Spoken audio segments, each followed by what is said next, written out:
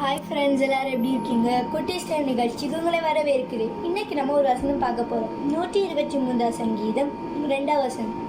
இதோ வேலைக்காரன் கண்கள் தங்கள் எஜமான்களின் கையை நோக்கி இருக்குமா போலவும், வேலைக்காரியின் கண்கள் தன் எஜமாட்டியின் கையை நோக்கி இருக்குமா போலவும், எங்கள் தேவனாகிய கர்த்தர் எங்களுக்கு இரக்கம் செய்யும் வரைக்கும் எங்கள் கண்கள் அவரையே நோக்கி இருக்கும்.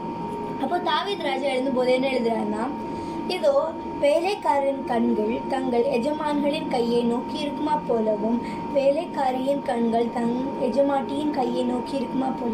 அப்போது வேலை செய்கிறவங்க அவங்க எஜமான்கள் கையை நோக்கி இருப்பாங்க, அப்படிதானே?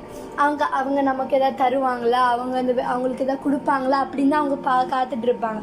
அதே மாதிரி தான் அம்மா ஆண்டவர் நமக்கு இருக்க செய்ய வரைக்கும் நம்ம அவரே தான் நோக்கி இருக்கணும். இந்த உலகத்தில் மனுஷங்க யாருமே நமக்கு உதவி செய்ய முடியாது. ஆண்டவர் மட்டும்தான் நமக்கு கிருபையாக இருக்க முடியும். அதனால அவர் நமக்கு இறக்க செய்ய வரைக்கும் நம்ம அவர் மேலே நோக்கமாக இருந்தோம்னா கண்டிப்பாக ஆண்டவர் நம்மளை ஆசீர்வதிப்பார். அதனால நம்ம எல்லா நாளுமே நம்ம இந்த உலகத்தில் இருக்கிறவங்களும் மேலே நோக்கமாக இருக்காமல் ஆண்டவரே நோக்கி அவர் மேலே அவர் நமக்கு இறக்க செய்ய வரைக்கும் நம்ம அவரே நோக்கி இருந்தோம்னா கண்டிப்பாக ஆண்டவர் நம்ம கேட்டதெல்லாம் நமக்கு தருவார். அதனால ஃப்ரெண்ட்ஸ், நம்ம எல்லா நாளுமே அவர் நமக்கு கிருபை செய்ய வரைக்கும் நம்ம அவரே நோக்கி இருக்கணும்.